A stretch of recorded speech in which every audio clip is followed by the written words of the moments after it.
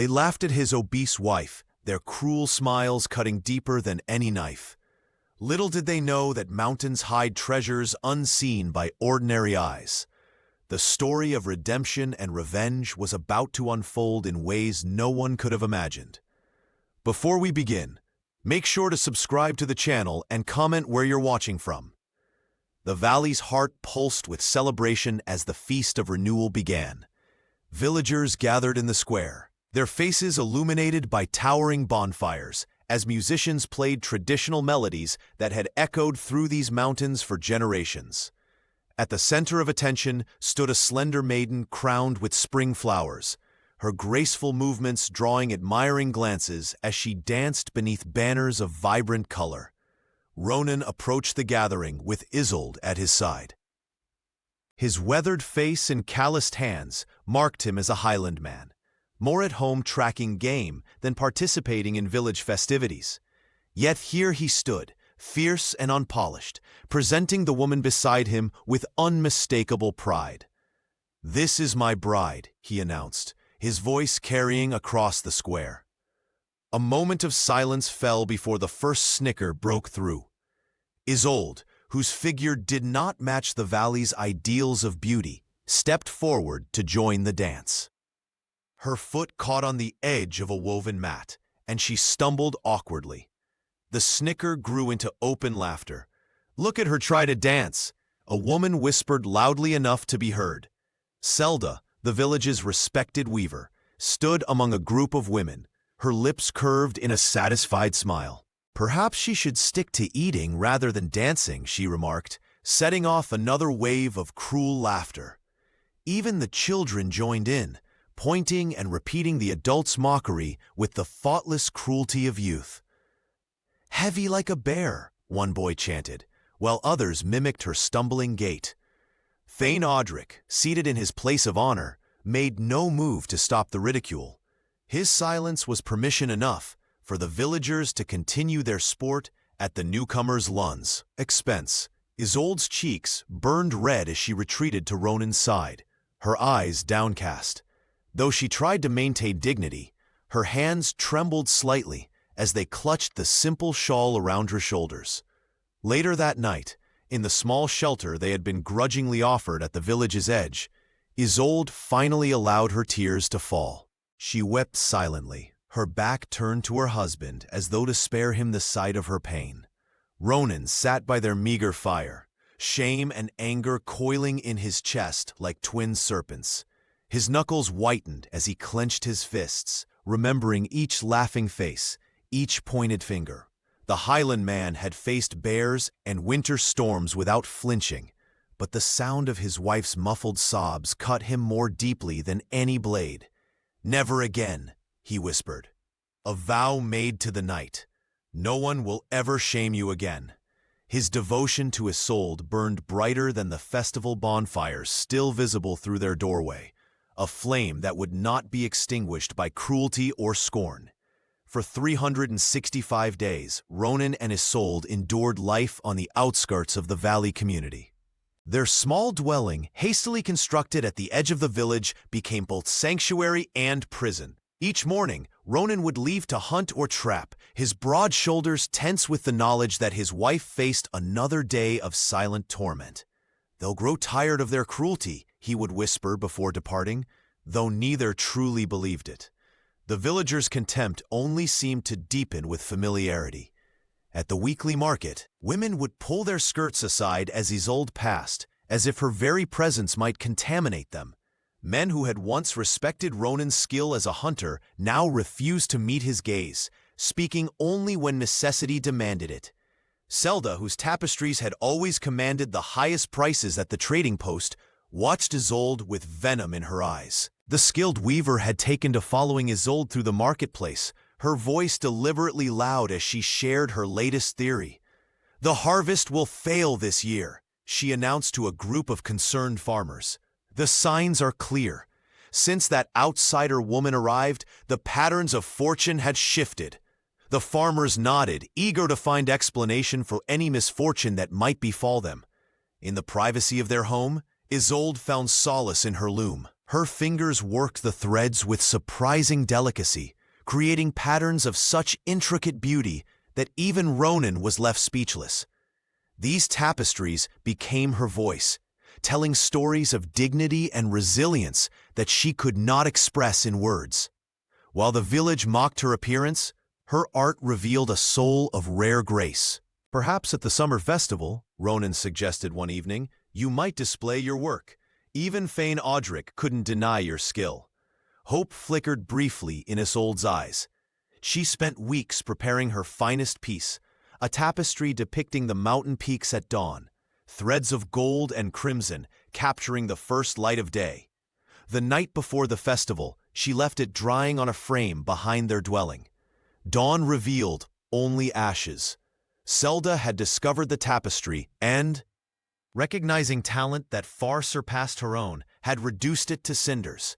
The village children, emboldened by adult example, sang mocking rhymes as Isolde walked past the festival grounds, empty-handed. That evening, Ronan held his wife as she wept silently. His anger burned hotter than the fire that had consumed her work. The hunter's hands, capable of such gentleness with Isolde, clenched into fists as he stared into the darkness. The valley had denied them even this small dignity, this one chance for Isolde to be seen for her true worth rather than her appearance. "They will never accept us," he whispered, the truth of it settling between them like stone. The sacred stones gleamed in the morning light, arranged in a circle at the center of the village square. Ronan stood bare-chested, his muscles tense as he prepared for the Stonemark trial. This ancient tradition allowed outsiders to earn respect by lifting progressively heavier stones to various heights marked on the tall wooden post beside the circle. "I challenge Bren to the Stonemark," Ronan announced, his voice carrying across the gathered crowd. The villagers exchanged glances, some smirking, others whispering behind their hands. Bren, a stocky man known for his strength, stepped forward with a confident grin. Isolde watched from the edge of the crowd, her heart pounding. She had spent hours the previous night encouraging her husband, hoping this might finally win them acceptance. The trial began with the smallest stone, which both men lifted easily to the highest mark. With each progressive stone, the challenge grew, sweat beading on both competitors' brows. When they reached the fourth stone, a massive granite boulder that few had ever lifted beyond the second mark, Bren strained, managing to raise it to the third notch before dropping it with a grunt. The crowd cheered his effort, patting his back as he stepped away.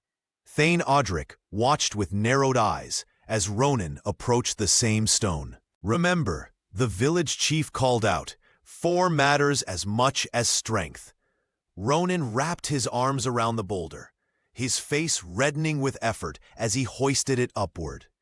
The crowd fell silent as he passed the third mark, and with a final surge of strength, pushed the stone to the fourth mark, higher than anyone had lifted in living memory. For a moment, awe replaced the usual contempt on the villagers' faces. But as Ronan turned, expecting acknowledgement, Audric stepped forward with Zelda at his side. "The lift was improperly executed," the weaver announced loudly. "His foot crossed the inner circle. The attempt is invalid." Ronan's face darkened.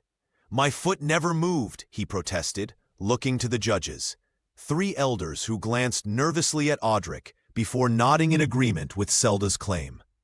Laughter rippled through the crowd, starting with the children and spreading until it echoed across the square. "Even when he wins, the mountain man loses," someone called out, triggering more jeers.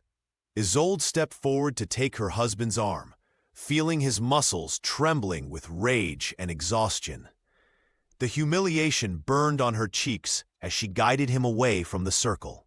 "The stones know the truth," she whispered, but Ronan's eyes remained fixed on Audric, who was now presenting Bren with the ceremonial cloth worn by trial victors. That night, as they sat in their small dwelling at the edge of the village, Ronan's bitterness hardened into resolve. "Their traditions are hollow," he said, his voice low. They speak of unity while building walls against us. Isolde nodded silently, her fingers working at her loom. The injustice of the day had only deepened their isolation, turning what should have been a moment of triumph into yet another wound to bear. In the small cottage at the edge of the valley, Isolde's fingers moved with quiet purpose across her loom. Night after night, she worked by candlelight, weaving intricate patterns that told stories no one else could see. These midnight sessions became her sanctuary, a place where mockery couldn't reach her. Each thread she wove carried whispers of dignity and hope, emotions she dared not display in public. "Your hands speak what your voice cannot," Ronan told her one evening, watching her work with admiration in his eyes. He had returned from hunting, his broad shoulders tense from another day of sideways glances and muttered insults in the village. The hunter's pride was wounded, but his devotion to his wife remained unshaken. Every slight against Isolde cut him deeper than any directed at himself. During the day, Ronan trapped game in the foothills, deliberately avoiding the main paths where villagers gathered. When trading became necessary, he stood tall and unflinching, though the whispers followed him like shadows. His jaw tightened with each encounter, his patience wearing thinner by the day. Meanwhile, Zelda worked tirelessly to ensure the couple remained outcasts.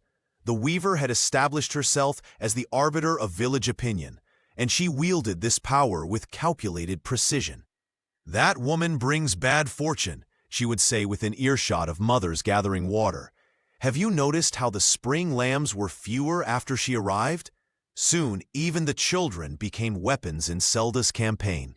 They would mimic Isolde's careful walk when she passed, or leave small stones in her path, innocent enough to deny malice, yet deliberate enough to wound. When Isolde dropped her basket in the square after tripping on such stones, the children's laughter echoed through the village. Thane Odric observed these incidents with calculated indifference. The village chief had no interest in challenging traditions that kept outsiders firmly in their place. "The valley has ways," he would pronounce during gatherings. "Those who cannot honor them must accept their station." Yet something unexpected was happening in the isolation forced upon them. Ronan began mapping hidden paths through the mountains, discovering routes unknown to valley dwellers. These paths became their secret advantage, allowing them to gather rare plants for Isolde's dyes, colors no other weaver could produce. In their solitude, husband and wife forged something stronger than mere survival. Their cottage became a haven of quiet resistance. While the village slept, Isolde created works of stunning beauty that no one yet recognized. Ronan's knowledge of the mountains deepened, his skill as a guide growing with each exploration. "They may never accept us," Isolde whispered one night, her hands momentarily still on her loom. "Then we will build something they cannot ignore." Ronan replied, his voice low but filled with certainty. Neither knew yet what form their resistance would take, but the seed had been planted, taking root in the fertile soil of their shared determination. The final straw came during the autumn harvest festival. Ronan and Isolde had reluctantly attended, hoping that perhaps this time would be different. It wasn't. As Isolde approached the communal table with a basket of foraged berries, her humble offering, Zelda loudly proclaimed that the fruit would surely spoil the harvest wine. "Bad luck follows those who don't belong," the jealous weaver announced, her voice carrying across the square. "The mountains cast her out, and now she brings their curse upon our valley." Children giggled, repeating Zelda's words like a cruel chant. Thane Odric, who could have silenced the mockery with a single word, merely turned away, his silence an endorsement of the cruelty. Ronan watched as his wife's shoulders slumped, her eyes downcast as she retreated from the table, berries still clutched in trembling hands. That night, as they huddled in their small dwelling at the edge of the village, Ronan's anger burned hotter than their meager hearth fire. "No more," he declared, pacing the worn floorboards. "I won't watch them break you day after day." Isolde sat quietly at her loom, fingers working thread with practiced precision despite her tears. "Where would we go?" she asked softly. "Back to the mountains," Ronan replied, without hesitation. "They may be harsh, but they don't judge. They demand respect, not beauty." The following days were spent in quiet preparation. They gathered what little they owned: her loom, his hunting tools, blankets, and the few coins they had managed to save. Winter approached, its chill already seeping through the valley, but Ronan knew the mountain paths would still be passable for another fortnight. On the morning of their departure, they loaded their wagon under the watchful eyes of curious villagers. No one offered to help. No one asked them to stay. "Good riddance," someone muttered as they passed the square. "Perhaps our harvest will improve now." Zelda stood with arms crossed, satisfaction evident in her smirk. The village children, mimicking their elders, threw small pebbles at the wagon wheels. Thane Audric emerged from the council hall, watching the departure with cold eyes. "The mountains will not welcome you back," he called out. "They are as unforgiving as they are barren." Ronan didn't slow the wagon or look back. His jaw was set, his eyes fixed on the ascending path before them. Beside him, Isolde clutched a small bundle of colored threads, her most precious possession. "They think we go to our doom," she whispered. "Let them think what they will," Ronan replied, his voice steady despite the storm in his heart. "We go toward our freedom." As the valley fell away beneath them, the first snowflakes began to dance in the air. Ronan's determination burned within him, a fire that would not be extinguished by cold, hunger, or doubt. They would forge a new life, one where Isolde would never again bow her head in shame. The mountain winds howled like hungry wolves, cutting through even the thickest firs as Ronan and Isolde adapted to their new life among the peaks. Their small shelter, built with Ronan's skilled hands, stood defiant against the elements that seemed determined to drive them back to the valley that had rejected them. Each morning, Ronan ventured into the wilderness with his traps and hunting gear. His knowledge of the highland terrain, once merely a point of pride, now meant survival. He tracked mountain hares through fresh snow and set snares for birds along the rocky outcroppings. The rugged hunter's fingers, once awkward at village gatherings, moved with practiced precision as he skinned his catches and prepared hides. Meanwhile, Isolde transformed their humble dwelling into a workshop of quiet creation. She collected coarse wool from mountain sheep and spun it into thread by the light of tallow candles. Her weaving took on new dimensions as she experimented with dyes made from alpine flowers and minerals that dotted the mountainside. The garments she created carried a wild beauty unlike anything seen in the valley, patterns that seemed to capture the very essence of the peaks that had given them sanctuary. "These mountains speak through your hands," Ronan told her one evening, his voice soft with wonder as he examined a newly finished cloak. When Fenric's caravan appeared on the narrow mountain path every few weeks, the couple's isolation briefly ended. The shrewd trader arrived with his wagons laden with necessities: salt, grain, metal tools, things they couldn't produce themselves. At first, his dealings were cautious, his sharp eyes assessing their goods with calculated indifference. "I can offer 3 measures of salt for these furs," he would say, deliberately undervaluing Ronan's pelts.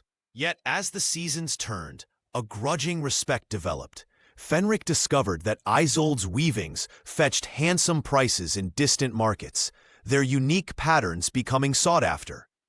More valuable still was Ronan's knowledge of mountain passages. When early snow threatened to block a profitable route, the trader found himself seeking the highland man's guidance. "There's a path through the western ridge," Ronan would explain, drawing maps in the dirt. "Follow the 3-peaked mountain until you see the split stone." Their life remained hard, water froze in buckets overnight, and food was never abundant. But something unexpected blossomed in this harsh existence: dignity. No whispers followed Isolde as she worked. No children mimicked her walk or repeated Zelda's cruel words. In the vast silence of the mountains, they found a peace that the valley, for all its fertile bounty, had never offered them. "Do you miss it?" Isolde asked one night as they watched stars emerge above their mountain home. Ronan simply shook his head, taking her hand in his. The valley's mockery seemed distant now, dulled by the clean mountain air and the quiet pride they had built together. The morning sun cast long shadows across their mountain camp when Ronan spotted a solitary figure approaching along the narrow path. His hand instinctively moved to his hunting knife, but something in the visitor's deliberate gait gave him pause. "Isolde," he called softly, "someone comes." Brynja, the wise woman known for wandering between valleys, stood at the edge of their camp, her weathered face framed by silver-streaked hair. The villagers spoke of her in hushed tones. Some called her a seer, others a keeper of forgotten lore. She carried nothing but a small satchel and a walking stick carved with spiraling patterns. "I've heard tales of the Mountain Weaver," she announced without greeting. "I've come to see if they hold truth." Isolde emerged from their shelter, wiping dye-stained hands on her apron. The visitor's piercing gaze made her uncomfortable, but she gestured toward the tapestry hanging outside, her latest work, still unfinished. Brynja approached the hanging fabric, her fingers hovering above the intricate pattern without touching. Her breath caught audibly. "Where did you learn these designs?" she whispered. "I didn't learn them," Isolde replied. "They simply come to me." The wise woman's eyes widened. "These are not mere decorations. These are royal sigils, symbols woven into the crowns of the valley's first rulers." Her finger traced a particular spiral pattern. "This one represents the bond between mountain and valley, a covenant broken generations ago." Ronan stood protectively near his wife. "What does this mean?" Brynja settled beside their fire, accepting the cup of tea Isolde offered. "The old stories tell of a time when valley and mountain people lived as one. The rulers wore garments that carried these patterns, symbols of unity and prosperity. As darkness fell, the wise woman shared tales of ancient ceremonies where specially woven garments bestowed authority and blessing. The patterns you create," she told Isolde, "are not accidents. They carry power, power the valley has forgotten." Before departing the next morning, Brynja placed a small bundle in Isolde's hands, rare dyes and threads from distant lands. "You could restore what was lost," she said quietly. "These patterns, crafted into full ceremonial garments, might remind people of a better way." Isolde's fingers trembled as she unwrapped the precious materials. "I'm just a weaver." "No," Brynja replied, her voice firm. "You're the weaver, the one who remembers what was never taught." She glanced between husband and wife. "Your journey to these mountains was no accident. Perhaps you were chosen for something greater than either of you imagined." After the wise woman disappeared down the mountain path, Ronan found his wife staring at her loom, fingers tracing invisible patterns in the air. "Do you believe her?" he asked. Isolde nodded slowly. "I've always seen these designs in my dreams. Now I understand why." Broke over the mountains, bathing Isolde's loom in golden light as her fingers danced across the threads. The ancient patterns Brynja had taught her flowed from her memory onto the fabric, each symbol carrying meaning beyond mere decoration. These weren't just beautiful designs. They were fragments of a forgotten heritage, royal sigils that once united the highlands and valleys below. "The indigo needs more time to set," Isolde called to Ronan as he entered their shelter, his arms laden with bundles of mountain herbs. "Found some of that blue flower you mentioned," he replied, carefully laying his harvest beside her workspace. "Had to climb higher than before. The goats nearly got to them first." Their days had fallen into a rhythm since Brynja's visit. Ronan would venture into the peaks at first light, seeking the rare plants that yielded the vivid dyes Isolde needed. The weaver had learned to extract colors no one in the valley had seen in generations. Deep crimsons from lichen, ethereal blues from alpine blossoms, and shimmering golds from roots that grew only near the snowline. As weeks passed, their partnership deepened beyond mere survival. Where once they had merely endured together, now they created together. Ronan's knowledge of the mountains complemented her artistry perfectly. He built her a larger loom, fashioning it from mountain pine and reinforcing it with metal traded from Fenric's caravan. "This will be your finest yet," he said one evening, watching as she completed a ceremonial robe adorned with symbols of mountain peaks meeting valley rivers. His voice carried a pride that made Isolde's cheeks flush. "It speaks of unity," she explained, running her hand over the intricate pattern. The mountains and valleys were never meant to be separate worlds. Word of Isolde's work spread along the caravan routes. Fenric, ever the opportunist, began bringing travelers to their camp, merchants seeking prosperity charms for their journeys, young couples hoping for blessed wedding garments, even a minor lord from a distant valley requesting a banner for his household. "They say your wife's hands carry the blessing of the old powers," Fenric told Ronan during one visit, counting out coins for a small tapestry. "That her patterns bring fortune to those who carry them." Their isolated camp, once a place of exile, gradually transformed into something unexpected, a destination. Travelers left offerings, spices, tools, stories from distant places. Each visitor treated Isolde with a reverence she had never known in the valley, addressing her with honorifics usually reserved for nobility. With each piece she completed and each respectful bow she received, Isolde stood taller. The woman who had once shrunk from mocking stares now met strangers' eyes with quiet confidence. And Ronan, watching her transformation, felt his heart swell with a fierce, protective pride that overshadowed any lingering bitterness toward the valley that had rejected them. The caravan arrived in the valley with more than goods this time. Whispers traveled faster than the wagons themselves. Tales of a mountain queen whose weavings blessed travelers with fortune and safe passage. Fenric, whose trading routes had grown increasingly profitable, spoke in hushed tones at the village square about the woman in the highlands whose tapestries now adorned the carts of successful merchants.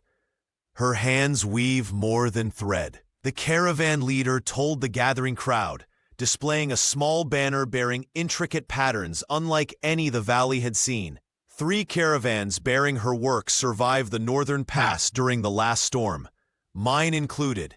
Some villagers laughed and dismissed these stories as travelers' nonsense. Others examined the woven pieces with growing unease, recognizing something familiar in the patterns. An elderly woman squinted at the banner and gasped. "This is Isolde's work," she murmured. "The woman we drove away." Selda pushed through the crowd, her face tight with disdain. The weaver snatched the fabric from the old woman's hands, examining it with critical eyes that couldn't hide her jealousy. "Nonsense," she declared, though her fingers trembled. "This is foreign work.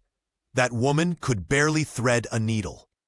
But doubt had taken root. Children who once mimicked Isolde's awkward gait now asked their parents about the Mountain Queen.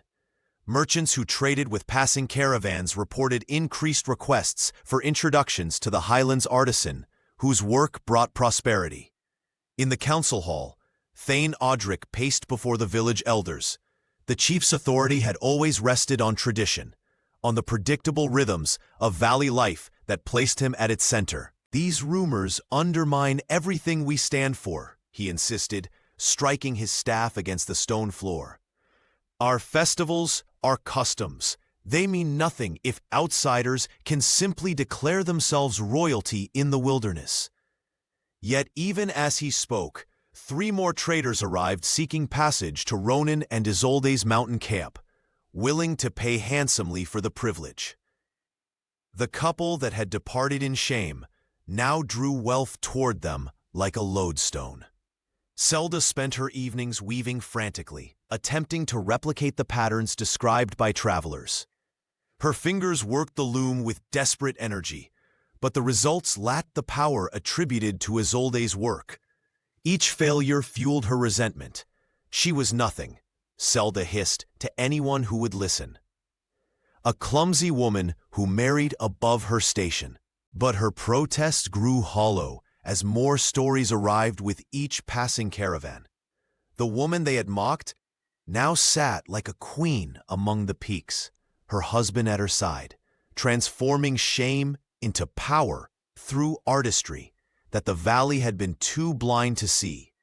The snow came without mercy, burying the valley beneath a smothering white blanket. Drifts taller than a man sealed the mountain passes, and howling winds tore at thatched roofs. It was the harshest winter in living memory, and the villagers' stores dwindled with alarming speed. Thane Audric paced the council hall, his weathered face drawn with worry. The village had never been so completely isolated. Children grew thin, and the elderly huddled together for warmth as firewood became scarce. After much debate, the council made their desperate decision. 3 days later, 2 shivering envoys trudged up the treacherous mountain path. Their fingers were blue with cold by the time they reached Ronan and Isolde's camp.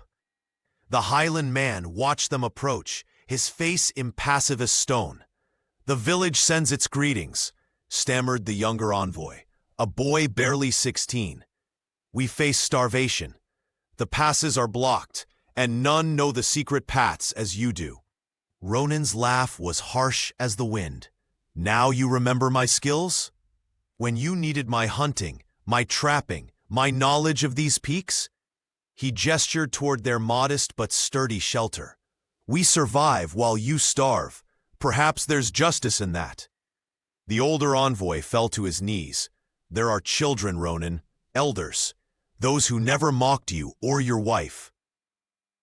Inside their dwelling, Isolde paused her weaving, listening. The soft wool beneath her fingers, dyed with mountain herbs, was becoming a tapestry of rare beauty. She rose and placed a gentle hand on her husband's arm. "They suffer," she whispered. Ronan's eyes flashed. "As we suffered, as you suffered while they laughed, while Selda burned your work, while Odric denied us even basic dignity." Isolde nodded slowly. "Yes, but compassion isn't given because it's deserved. It's given because we choose to be better than those who hurt us." The hunter's jaw clenched. He looked at the desperate men, then back at his wife. The fire in his eyes didn't diminish, but something shifted in his expression. "Take this," he growled, thrusting a small sack of dried meat into the younger envoy's hands. "It will keep the weakest alive another week, but I will not guide you, not yet." After the envoys departed, Isolde worked silently beside her husband. She knew his pride was a living thing, wounded and raw. The village that had scorned them now begged for salvation, and the irony was not lost on either of them. That night, as wind howled outside their shelter, Ronan stared into the flames. "If they want my help," he muttered, "they will acknowledge what they did. To both of us." Isolde continued her weaving, saying nothing. She understood that some wounds needed time to heal, even as others froze in the merciless grip of winter. As the final snows began to melt from the highest peaks, word of Isolde's extraordinary weavings spread through the caravan routes. The intricate patterns and symbols she incorporated were not merely beautiful. They resonated with meaning across the mountain valleys. Elders from distant communities recognized the ancient designs that had once united the highlands and lowlands in prosperity. 3 traders from the eastern valley arrived one morning, their wagon laden with gifts. They knelt before Isolde, presenting a ceremonial crown crafted from silver and adorned with mountain crystals. "The patterns in your work speak of the old alliances," the eldest trader explained, his weathered face solemn. "Our council believes you have been chosen to restore what was broken generations ago." Isolde accepted the crown with trembling hands, her quiet dignity a stark contrast to the woman who had once shrunk from public view. The artisan who had endured mockery now received homage from strangers who recognized her gift. Ronan watched from the doorway of their mountain dwelling, pride swelling in his chest. His wife's transformation mirrored his own rising status. Where once he had been merely a highland man with rough manners, caravans now sought him specifically as a guide through treacherous mountain passes. "The Mountain Queen's husband knows paths even the wolves fear," Fenric told new traders, his shrewd eyes calculating the value of such an association. The caravan leader, who had once exploited their isolation, now approached their camp with deference, insisting his traders receive Isolde's blessing before departing. "Wear one of her woven bands," he instructed his people. "It ensures safe passage and profitable trade." What had begun as exile had transformed into something neither Ronan nor Isolde could have imagined. Children from nearby settlements would climb the rocky paths to catch glimpses of the woman they called the Mountain Queen. Mothers brought their finest wool as offerings, hoping for a small token woven by her hands. "They say your blessing brings prosperity," one woman whispered, eyes downcast before Isolde.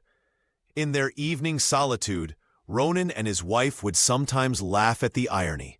The same hands that had once been mocked now bestowed blessings. The same woman who had stumbled on the dance floor now moved with the grace of someone who knew her worth.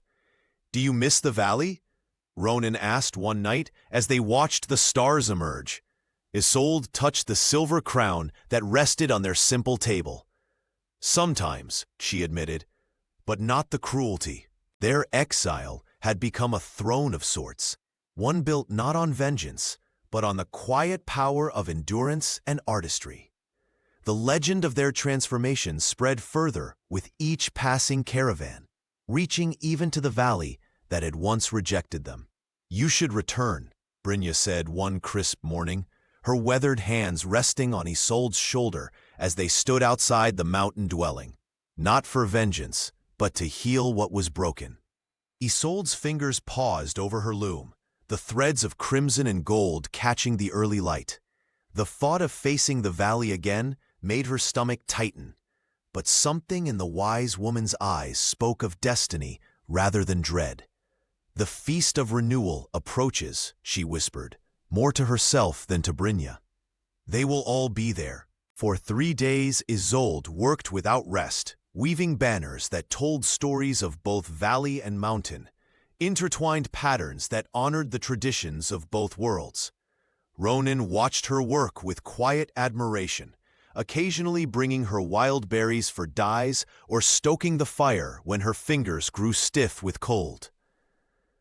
"I could refuse them entry to our mountains forever," he said one evening, his voice rough with emotion. "Let them beg at our threshold when winter returns." Isolde looked up from her work. "And would that satisfy you, husband, to become what they were to us?" The mountain man fell silent, his broad shoulders slumping as he turned the question over in his mind. Revenge had sustained him through many cold nights, but its warmth was hollow compared to the pride he felt watching his wife's growing confidence. "We will return with dignity," Isolde continued, her voice growing stronger, "not as supplicants, but as equals." Together, they crafted ceremonial robes, Isolde weaving, Ronan gathering rare mountain flowers for dyes that shimmered like captured starlight. The garments incorporated symbols from ancient traditions that Brynja had taught them, patterns once worn by those who united valley and highland in generations past. Fenric arrived with his caravan, eyes widening at the splendor of their preparations. "The valley speaks of nothing but your return," the trader reported, some in fear, others in curiosity. "And Selda?" Isolde asked, her voice barely audible. "The weaver spreads rumors still," Fenric admitted, "but her words find fewer willing ears these days." On the eve of their departure, Ronan stood at the edge of their camp, gazing down toward the valley lights. Isolde joined him, slipping her hand into his. "I dreamed of making them kneel," he confessed, his voice tight with emotion, "of watching Thane Audric bow before you." "Perhaps some will," she replied, "but not through force or fear." They loaded their wagon with tapestries and banners, each piece telling part of their story. As dawn broke, Brynja blessed their journey with mountain herbs and ancient words.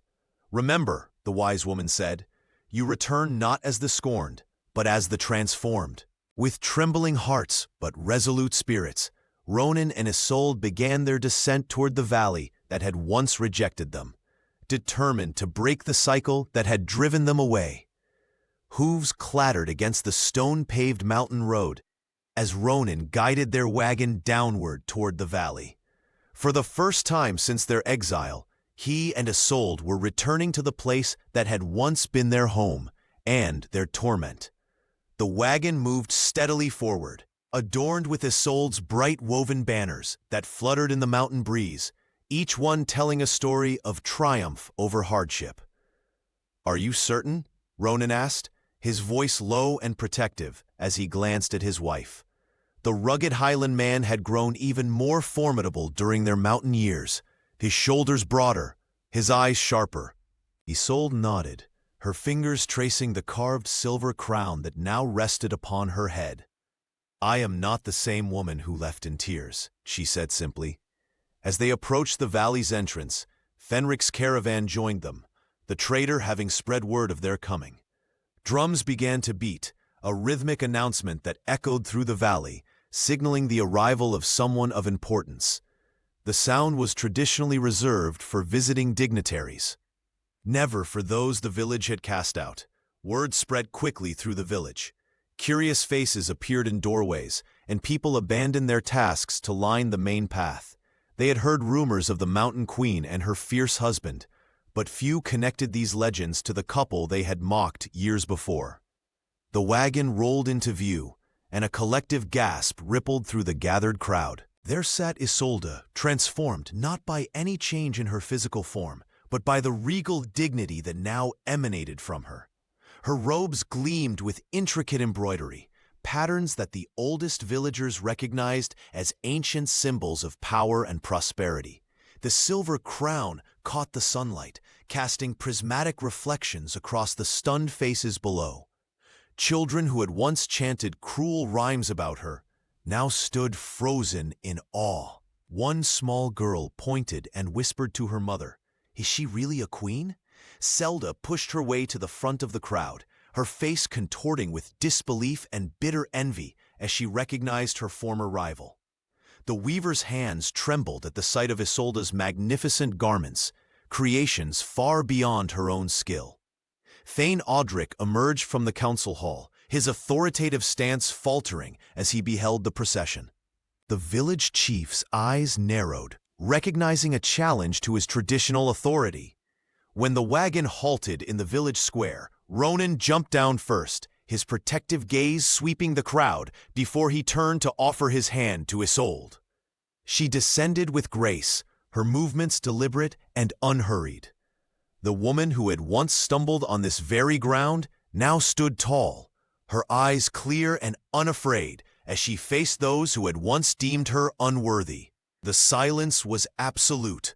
Not a single jeer or whisper broke the spell as Isolde took her first steps toward the heart of the village that had rejected her. The wagon slowed as Ronan and Isolde approached the village square, where a line of stern-faced men blocked their path. Thane Audric stood at the center, his weathered face set in rigid disapproval, flanked by council members whose crossed arms formed a human barrier. "The Feast of Renewal is sacred to our valley," Audric announced, his voice carrying across the hushed crowd. "It celebrates those who uphold our traditions, not those who abandon them." The chief's eyes narrowed as he regarded Isolde's silver crown and elaborate robes with obvious disdain. Ronan's jaw tightened, his hand instinctively moving to the reins. "We come in peace," he said, though the tension in his voice betrayed the effort this restraint cost him. "The mountains have been our home, but this valley remains part of who we are." The crowd pressed closer, murmuring among themselves. Children who had once mocked Isolde now stared wide-eyed at her transformation. The woman they had ridiculed sat tall beside her husband, her quiet dignity more commanding than any shouted defense.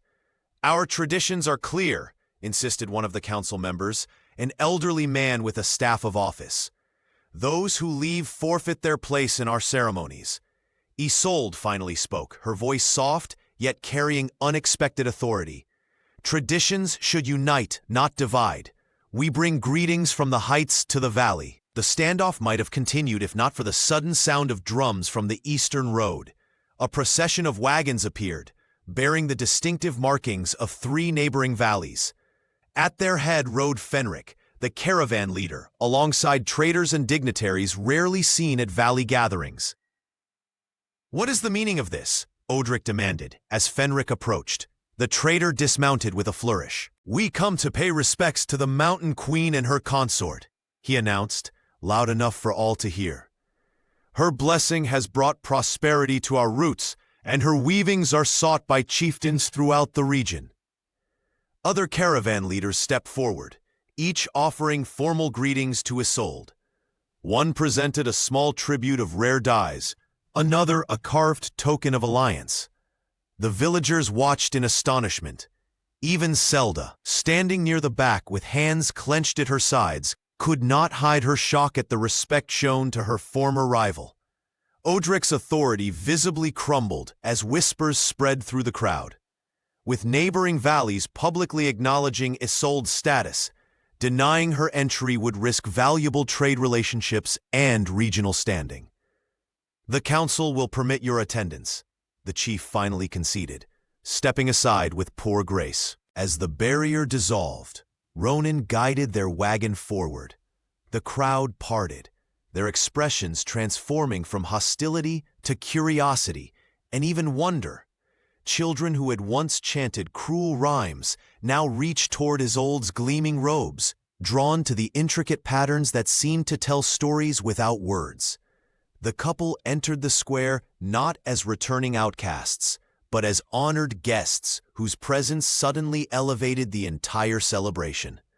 Through the night, Isolde worked tirelessly by lamplight, her fingers dancing across the loom with practiced precision.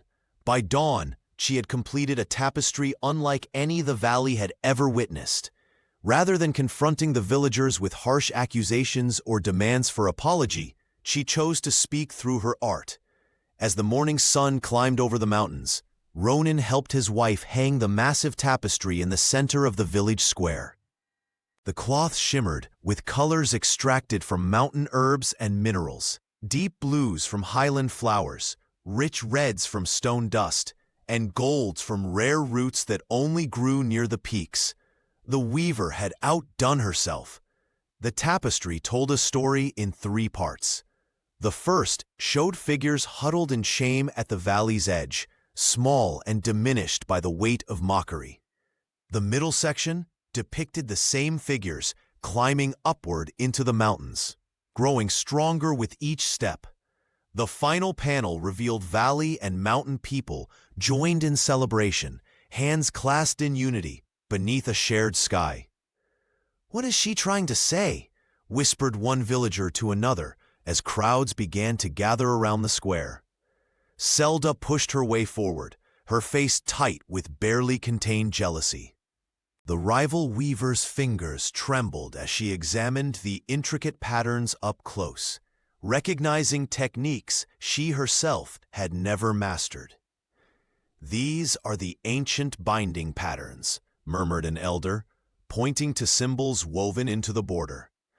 "My grandmother spoke of them, designs meant to heal rifts between communities." Children who had once chanted cruel rhymes about Isolde now stood silent, their young faces upturned in wonder. One small girl reached out to touch the tapestry's edge, then quickly pulled her hand back, as if touching something sacred. Thane Odric arrived with the council members, their expressions shifting from skepticism to reluctant admiration. The village chief cleared his throat several times before speaking. "This is remarkable craftsmanship," he finally admitted. Isolde stood quietly beside her work, her eyes meeting those of the villagers who had once shunned her. There was no triumph in her gaze, only a serene invitation to understand. "The mountains and valley were never meant to be separate," she said softly, "nor were their people. An old woman stepped forward, tears streaming down her weathered face. I remember when my mother told stories of mountain and valley celebrations together, before the divisions. The crowd grew as more villagers arrived, drawn by whispers about the tapestry's power. They stood transfixed, seeing their own story reflected back at them, not just their cruelty, but their potential for something better. Ronan watched from nearby, fierce pride in his eyes, as his wife accomplished with beauty what force could never have achieved. The elders of the valley approached Isolde with measured steps, their weathered hands carrying the crown of silver fur between them. Sunlight caught the intricate silver weaving of the crown, sending ripples of light across the hushed square. This was no ordinary honor. It was the valley's highest recognition, reserved only for those who brought exceptional prosperity and wisdom to their people. Thane Odric stood among them, his face a careful mask, hiding the turmoil beneath. The same council that had once denied Ronan victory at the Stonemark trial now bowed their heads in deference to his wife.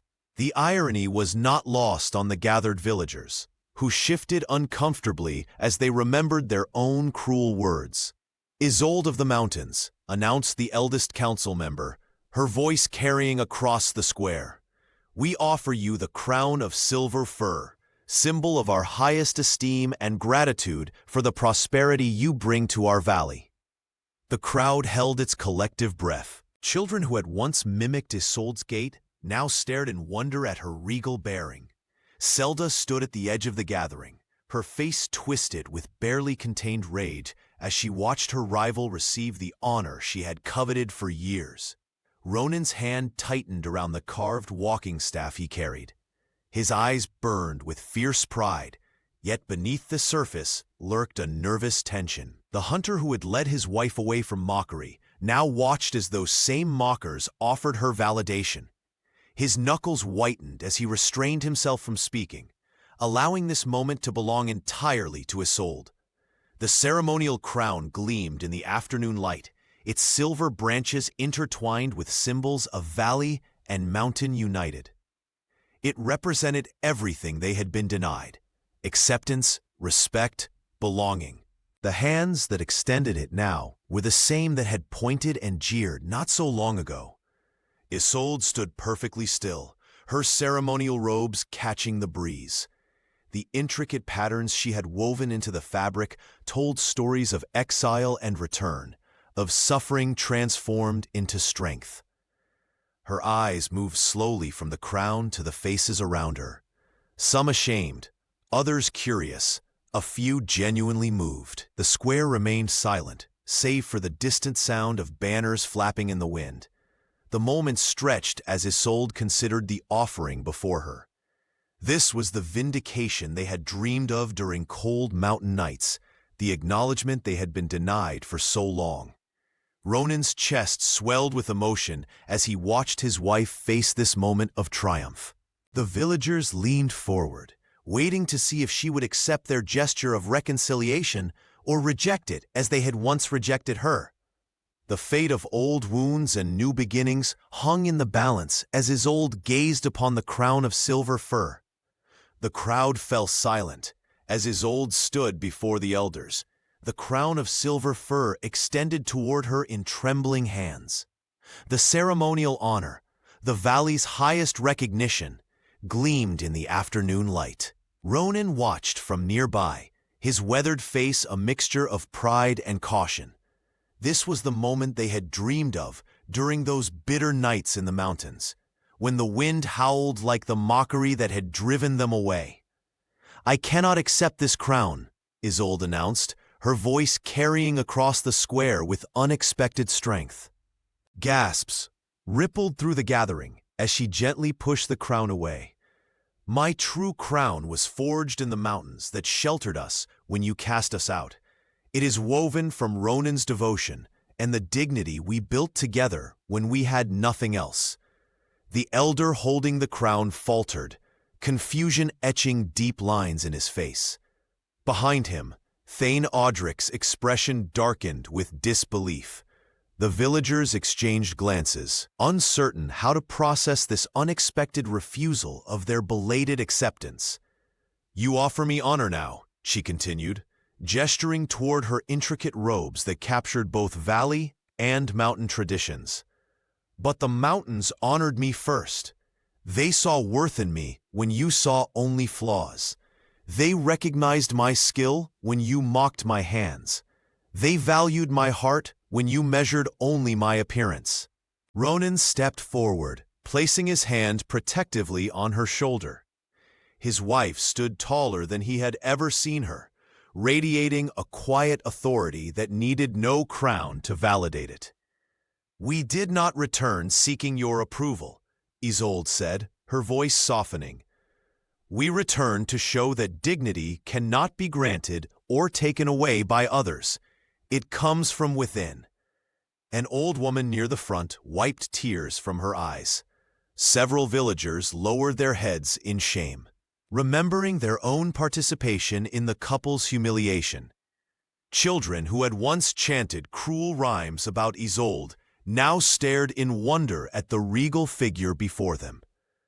"The mountains taught us that true worth isn't measured by fitting into someone else's traditions," she said, looking directly at Thane Odric. "It is measured by the courage to create your own path." As her words settled over the crowd, something shifted in the village square, a collective recognition of how narrow their understanding had been. Zelda stood at the edge of the gathering, her face twisted with conflicting emotions as she witnessed her former rival's triumph. "Your crown honors your traditions," Isolde concluded, "but my life honors truth. And the truth is, I was always worthy, even when you couldn't see it." The silence that followed held more respect than any ceremony could have conveyed. In refusing their symbol, Isolde had finally earned what they had always denied her: genuine admiration. The truth emerged like the sun after a long storm. During the gathering, one of Fenric's caravan guards stepped forward, his voice cutting through the murmurs of the crowd. He described witnessing Zelda sneaking into Isolde's old dwelling years ago, emerging with scraps of the half-finished tapestry that would later be found burned. "I kept silent for coin," the man confessed, avoiding Ronan's piercing gaze. "But I cannot watch this woman crowned in honor, while her tormentor stands among you unchallenged." More voices joined, apprentice weavers, who had been ordered by Zelda to spread rumors about Isolde bringing bad harvests. A child who admitted being paid to trip Isolde during that first fateful dance. The revelations cascaded through the square, each confession more damning than the last. Zelda's face contorted with rage and shame as the villagers turned toward her. The weaver who had once commanded respect now stood exposed, her jealousy laid bare before all. The council elders, grim-faced and solemn, approached her workshop and removed the ceremonial threads that marked her as a master of her craft. "You have broken the oldest law of our valley," announced the eldest councilwoman, her voice trembling with disappointment. "To use skill for harm rather than creation." As Zelda's influence crumbled, so too did Thane Odric's authority. The village chief stood rigid as caravan leaders openly pledged their routes through Ronan's mountain passes instead of the traditional valley roads. Merchants who had once sought Odric's blessing now approached Isolde, requesting her woven symbols for their trading banners. "The mountains and valley were never meant to be divided," said an old trader, kneeling before Isolde. "Your weaving brings the old ways back, unity instead of division." Thane Odric watched, his knuckles white around his staff of office, as the villagers began to gather around Ronan and Isolde. The traditions he had guarded so fiercely, the very customs used to exclude and mock, were being re-examined in the light of this new understanding. Children who had once repeated cruel words now touched the edges of Isolde's robes with reverence. Families who had turned away from the couple at gatherings now offered food and drink. The rigid boundaries between insider and outsider, mountain and valley, began to dissolve like morning mist. Ronan stood tall beside his wife, his expression a mixture of vindication and something softer, perhaps the first seeds of forgiveness. He placed his hand on Isolde's shoulder as the village began to transform before their eyes, old prejudices giving way to new possibilities. The valley had transformed, much like Isolde herself, where once she had been the subject of cruel whispers and sidelong glances. Now she walked through the village square with a presence that commanded respect. Not because she had changed physically, her body remained as it always had been, but because her spirit radiated a quiet dignity that even the most stubborn villagers could no longer deny. Children who had once been taught to mock her now gathered around whenever she visited, eager to hear tales of the mountains and watch her fingers work the threads. "Tell us about the silver crown again," they would beg, their eyes wide with wonder rather than judgment. Isolde would smile and weave stories as skillfully as her tapestries, teaching them that true beauty came from kindness and perseverance. "My mother says your tapestries bring good fortune," one small girl told her, clutching a tiny scrap of fabric Isolde had given her. "She keeps the one you made for our family above our hearth." Even Zelda's former apprentices now sought Isolde's guidance, recognizing that her art transcended the valley's narrow traditions. Her work had become legendary, not just for its beauty, but for the meaning woven into every thread. Stories of endurance, forgiveness, and the bridge between mountain and valley. Ronan watched this transformation with quiet satisfaction. The fierce protector who had once bristled at every slight now stood tall beside his wife, his anger mellowed into something steadier and more powerful. When traders from Fenric's caravan spoke of the Mountain Queen and her guardian, he no longer felt the need to prove himself through confrontation. "They respect us now," he told Isolde one evening as they walked back toward the mountains, "but I find I care less about their approval than I once did." Isolde took his calloused hand in hers. "What matters is that no child will grow up believing they must fit into one mold to be worthy of kindness." Their story had become the valley's new foundation, a tale retold at every feast of renewal. Thane Odric, diminished but still clinging to his position, had been forced to acknowledge that traditions could evolve without being destroyed. The Stone Mark trial now celebrated many forms of strength, not merely the physical. As twilight settled over the valley, Ronan and Isolde climbed the familiar path toward their mountain home. Their love, tested by ridicule and hardship, had emerged unbreakable. They had become living symbols not of revenge fulfilled, but of dignity reclaimed, a lesson more powerful than any retribution could have been. As the sun dipped behind the mountains, casting long shadows across the village square, Ronan and Isolde prepared to take their leave. The crowd parted silently, creating a path for the couple who had returned not as beggars, but as legends. Isolde leaned close to her husband, her lips nearly brushing his ear as they walked side by side. "The mountains chose us, my love," she whispered, her voice carrying only to him. "Not for revenge, but to break the valley's pride and teach them what true worth means." Ronan's weathered face softened as he gazed at his wife. The man who had once burned with anger now stood tall with quiet dignity. "Perhaps you're right," he replied, taking her hand in his. "The peak saw something in us that the valley was too blind to see." Children who had once chanted cruel rhymes now reached out to touch the hem of Isolde's robes as she passed. The weaver acknowledged them with gentle nods, her eyes reflecting neither triumph nor bitterness, only a serene wisdom that made even the most hardened villagers lower their gaze in respect. Thane Odric stood at the edge of the square, his authority diminished, but his eyes finally opened to the truth before him. The village leader watched as the couple mounted their wagon, adorned with vibrant banners that caught the evening breeze. "Will you return?" someone called from the crowd. Isolde turned, her silver crown catching the last rays of sunlight. "The mountains and valley were never meant to be separate," she answered. "We will come when needed, as the seasons demand." Drums began to beat, not the mocking rhythm of years past, but a solemn cadence that echoed against the mountainsides.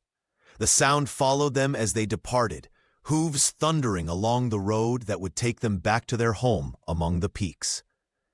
In the seasons that followed, the story of Ronan and his wife spread beyond the valley, carried by Fenric's caravans to distant lands. Children gathered around fires to hear tales of the mountain man whose love transformed a scorned woman into a queen.